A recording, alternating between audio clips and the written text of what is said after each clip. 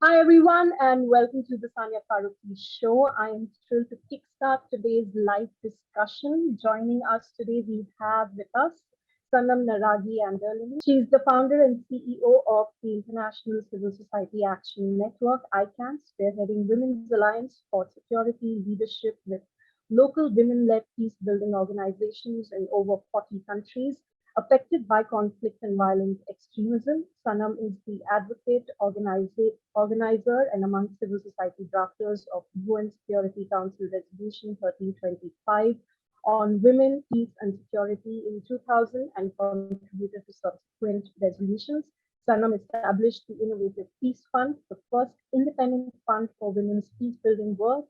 She was awarded an MBE as part of the United Kingdom's Queen's Honour List in 2020 for service to international peace building and women's rights. Sanam, an absolute honor to have you today joining us on the Sania Farooqui Show. Thank you so much. Thank you so much for having me. It's lovely to be here with you. Likewise. So I'm going to start by discussing the recent event organized by ICAN, which was really amazing, Reclaiming Power, Restoring Peace. I watched a couple of the sessions and, you had an amazing lineup of women as well. Tell us a little, what were the key highlights and themes that appeared through the 4-day conversation with experts from all around the world regarding the current global political and security challenges?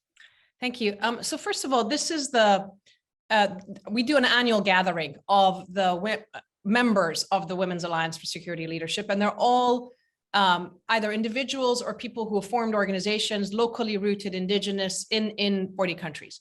And we hadn't seen each other in 2.5 years. We'd been seeing each other on Zoom.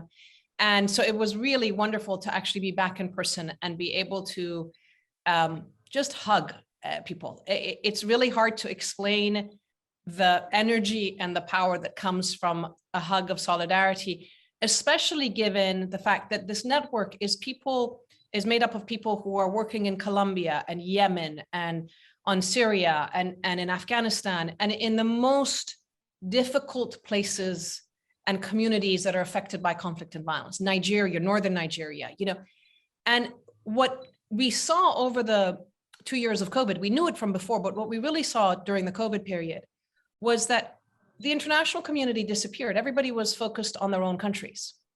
There was no presence on the ground to provide PPE and so forth. The WHO told people, wash your hands with soap and water. And our partners in Cameroon and in Somalia and Yemen were saying, we don't have soap, we don't have water. So they ended up being really the first responders to deal with their community's needs. And because they were already doing peace building work, they were trusted. And so they became the interlocutors in terms of the messaging around masks and so forth, and then doing food bags and then dealing with domestic violence. And in the middle of doing all that, we were giving them grants to say, to the extent that we could, that from ICAN, saying, do what's needed. And so coming together last week, we were asking, so what happened? And for example, my colleague from Yemen said, well, nobody was able to talk about peace, but everybody wanted access to water.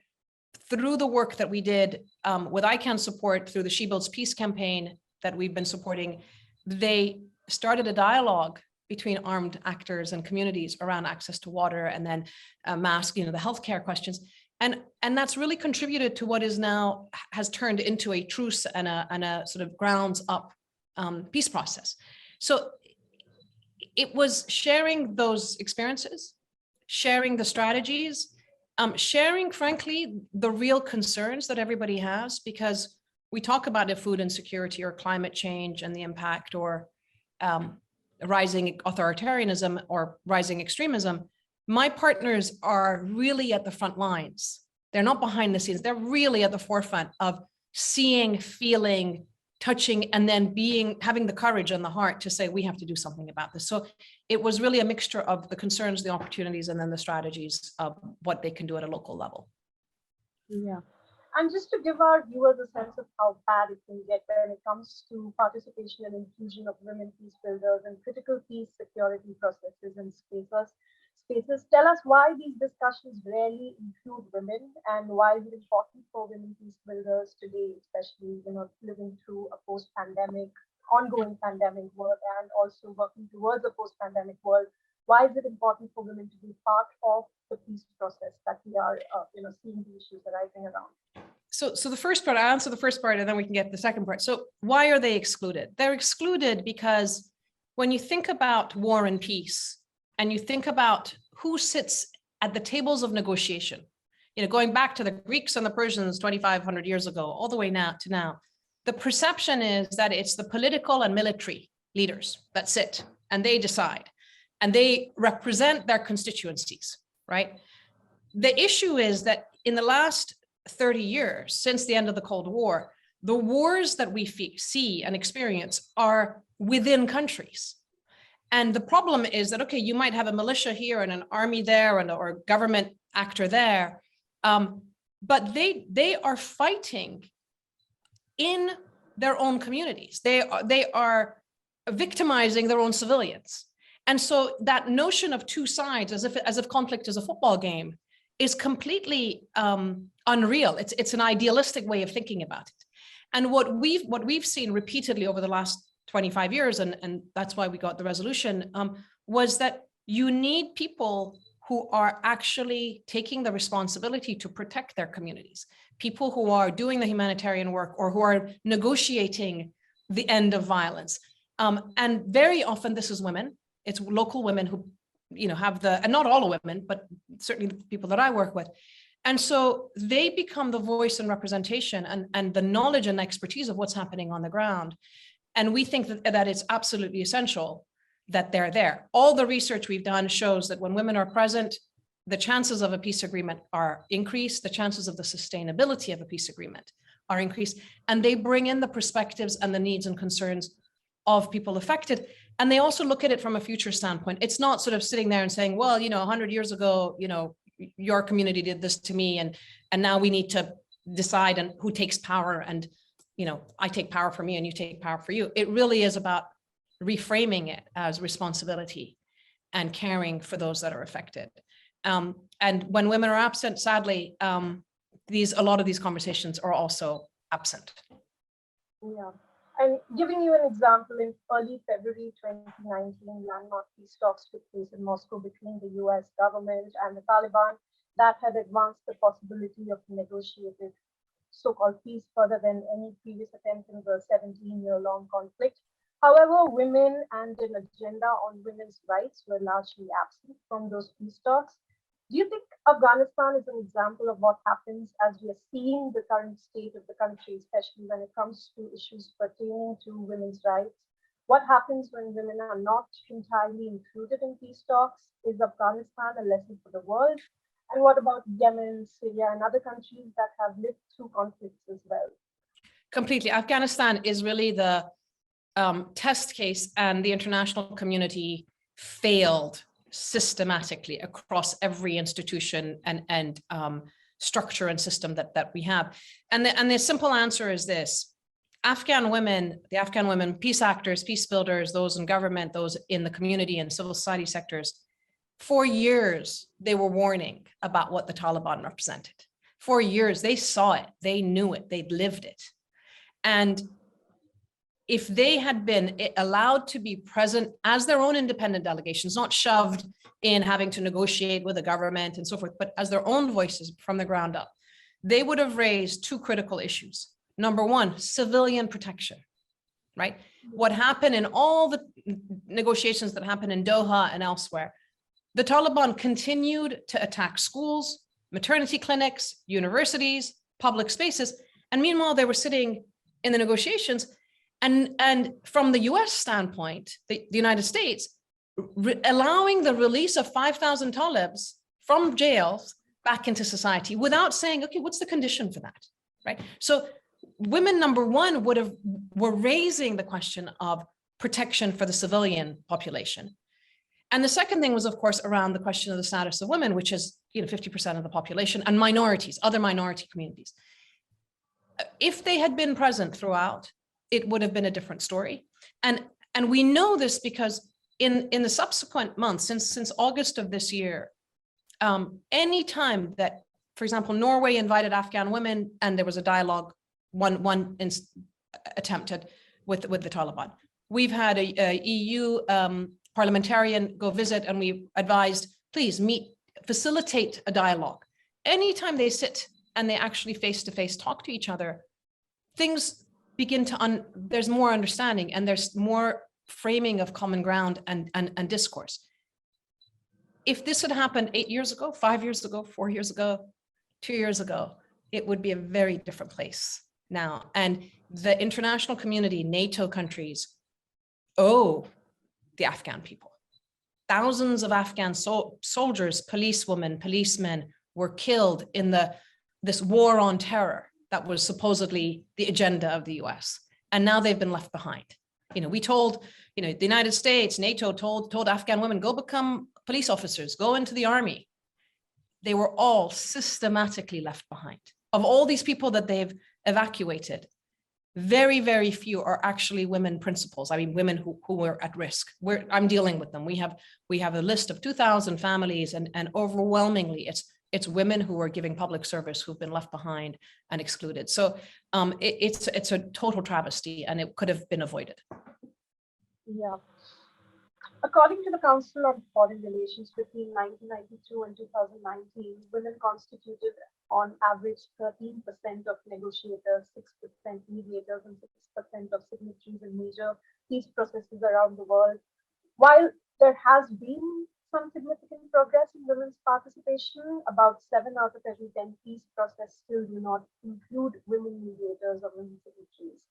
What are the reasons for this continued failure to include women, and are we still living in a man's world?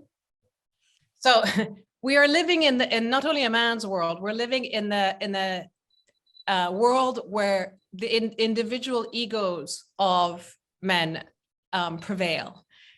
Because to be the mediator of a Yemen process, a Syria process, an Afghanistan, is, for many, it's about a ticket possibly to a Nobel Peace Prize or some other kind of accolade. And it is the most exclusive space you can be in, that mediation space. And I've been in there. I was one of the first, I was actually the first mediation expert advisor on the UN standby team dealing with gender and inclusion. And it's like you go into these hallowed spaces and you think, my goodness, these people really know a lot. And then you realize, no, it's not that they have more knowledge than the women on the ground, or they have more expertise necessarily. It's just that when you come into those exclusive spaces, they don't necessarily want to open it up and shine a light in terms of how things are done or how things are not done. And in many ways, there's very little accountability for when the senior figures don't uphold and implement the policies of the institutions. We have 10 Security Council resolutions. This should no longer be an issue of, are women peace builders engaged or not? We've given endless recommendations, practical recommendations, and we've practiced them, as I said, from within this institution and outwards, whether it's the UN or governments, frankly. So I think that this is definitely about the exclusive club and allowing, sometimes tokenistically, but not really wanting to open it up. It's also that we still think about it in terms of diplomats and government officials, the former minister of such and such. What we're seeing is that the former minister may know some things, but the local people know other things. And so you need the ecosystem. You need both. It's complex issues. And so we're saying, do inclusive processes. You bring the best out of everybody based on their strengths. But it remains an elusive issue because of just systemic challenges. Yeah. What can be done to close the gender gap and maximize women's impact in peace talks, and also to be seen as political agents and not just women who are present in the room talking about how to build, peace processes or how to save the communities, but also be seen as powerful influencers, political agents, which most of the time they're not seen, accepted, or even acknowledged as. What can be done to boost this inclusion and conflict prevention resolution by governments and mediators? So over the years that I've been in this agenda, we started by talking about women as peace actors or peace builders. And then the language became women. but in the last 2 years, we have, through ICAN and through the WASL network, we've said, look, we need to recognize the first step towards this inclusivity question is to recognize that you have people who have become peace builders, and peace building is a very specific, very difficult, often very dangerous practice and a way of being, because it's about recognizing the rights of people, but it's also saying we need to reach out and talk to the other side. We need to reach out and talk to armed actors or people who may have committed violence, because to make peace, you have to talk to your enemies, right? So there is a particular approach that peace builders, women peace builders make. And so number one, we've said they need to be recognized. Number two, that recognition needs to be translated into inclusion in the design of these processes. And again, the advocacy we've been doing is to say, have them there as independent delegations. Don't put them in the political delegation of a government, because a government is a political actor. These women are political actors with a small p, and they're representing a different constituency. And if they are there based on the work that they're doing and their expertise and knowledge of what's needed on the ground, and the process is about peace, you would want them there. So if you're excluding them, it basically means you're threatened by them, right? So we're trying to shift the balance and say, have them as independent delegations present. And then the third part of all this is that we started through our network, we started this campaign called She Builds Peace. And really it's about providing the resources, stipends and the support and the solidarity to our partners to say, go and raise awareness in your own societies and your own communities about peace builders and peace building work. And that, I think, is really important, because it's a way of challenging a lot of the narrative, which is at the local level, people perceive this to be Western and external kind of influence. And they're saying, look, we're very local, we're very indigenous, we're drawing on traditions. And similarly, it's challenging the outsiders' very racist and very sexist perceptions that, oh, if we're thinking about the women of Cameroon or Nigeria or Colombia, or Afghanistan for that matter, they're, these poor, passive women who need us to bestow empowerment on them and so forth. Like, no, they are more empowered, more courageous than any of us. We need to recognize and enable and give them the access. And so we're looking at it from the top down and from the bottom up. Yeah. And talking about these challenges, in 2020, the United Nations High Commissioner for Human Rights verified 35 killings of women human rights defenders, journalists, and trade unionists in 7 conflict-affected countries where data could be retrieved. This number is said to be an undercount and surpasses the confirmed numbers of killing in 2018 and 19. While we discuss the importance of women and inclusion in peace talk and peace process, it often comes with a whole lot of personal safety challenges. Could you share a little about that and what can be done to keep the women safe while they do their jobs? Absolutely. We see a variety of different threats. So one is if they're entering the space. So for example, if you're in Yemen or in Iraq and you're dealing with or you're trying to challenge militias and others, government forces, etc., that are recruiting children, right? And you're saying, no, we need these children to go to school, you're directly perceived as a threat. And those entities will stop at nothing. They will threaten women's lives, they will threaten their families, they will malign them. Women are often targeted with really ideas of, oh, they are promiscuous and they're prostituting themselves. So there's a whole kind of sexualized attack as well as the physical attacks. We launched through the campaign, we said protection of peace builders. We did a lot of research. We've come up with very practical guidance on what can be done at a local level also by embassies on the ground. The United Kingdom took it to the Security Council and pledged support for this protection framework. So again, we have the policy language. Now it's time to put it into practice. And again, on Afghanistan, they failed completely. But we are looking at it from the ground up to say, what are the strategies that people use? What can our partners in Cameroon learn from our partners in Colombia? And very often it's about kind of the small things, whether, the safety of your house, how you move around, what happens if you're threatened, where do you go, who comes to support you? And then of course, there are moments where it's like they need to be given a safe house, or they need to be sort of helped to exit the country. right? And that's also kind of some of the work that we try and do. But very much it's about, I think, the recognition that we need these bridge builders. And when you have conflict, imagine, the bridge builders connect. Well, in any war, the first thing that often is blown up is the bridge. And so this is the human version of it, that we need to protect those who have had the courage, and we need to recognize them. And so it's an ongoing area of work. I'll just add that with rising extremism, identity-based ethno-national, religious extremism, these movements, whether white right or jihadis or Hindu nationalists, however you want to call them, misogyny is integral to the ideology, so that it's always about the co-option and use of women. And so as we see these types of movements and authoritarian movements rise, the attacks on women, and especially women's movements, increases, because women challenge the ideology, challenge those kinds of highly sort of male supremacy structures. And this is one of the reasons why we're seeing an uptick in attacks around the world as well. Yeah. All right, Sanam, my last question. You've worked so much on this subject, this area. What would your comments be as we move forward?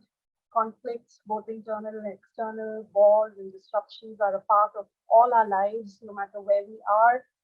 What do we need to keep in mind while we rewrite an almost new world order? I know it sounds like, it's the end of the world or the beginning of a new era, whatever we want to call it. If we do manage to survive it all, moving forward, what is the vision that we need to keep in mind? I think it's, I'll give you a few metaphors. Number one, we can no longer take peace for granted. For the last 70 years, since the end of World War II, in most countries, we've had this international peace and security architecture, but we've reached a point, largely because of large powers around the world, but we've reached a point where that peace is frayed between nations and within nations. And unless we as citizens recognize that peace is it's like the canvas, it's like a beautiful painting that you want to have, but if the canvas is shredded, the paint falls through, right? So if we don't go back to that canvas and say, we demand from our governments to value the pluralism of our societies, to value the equal rights of men, women, boys, girls, whatever we are, to live in dignity, we're in serious trouble. And it's really up to us. That's one thing. The second thing I would say is that war is not inevitable. Every bullet that's fired, every bomb that's dropped, it is a human decision. This isn't tsunami, this isn't earthquake, this isn't even climate change. This is entirely in the hands of human beings. And we need to shift the narrative from thinking that human beings are by nature violence, and that war is inevitable, and say, no, there are a tiny, tiny percentage of companies and people who benefit from war, who benefit from weapons sales. The vast majority of us, businesses, etc., thrive when there is a modicum of peace and security and trust and social cohesion in our societies. And it's time that we democratize and open up this space, that exclusive space of peace and security, and say, you guys have failed. It's up, go away. You failed. We no longer want to follow this line, and let's look at what the peace builders are saying in the world and support that work and make it genuinely a global movement for peace and pluralism is what I would say. All right. On that note, I'm going to say thank you. This was really a fantastic conversation. Thank you so much for joining us. Absolute honor. And I'm so glad we finally managed to do the live, considering all the disasters that could take place this past week have been taking place. So I'm really glad that we finally connected and we had this conversation. And it was truly lovely seeing you and speaking to you. Thank you so much. And really, it was a pleasure, and good luck with everything you're doing. And thank you so much. And those of you who tuned in, thank you so much for watching. Moving forward, we will be doing live discussions. Today was the first live. I hope you watched it. Please do follow us on YouTube, subscribe to our channel, and follow us on Facebook, Twitter, Instagram, and Spotify. I'm going to see you again next week, so stay tuned.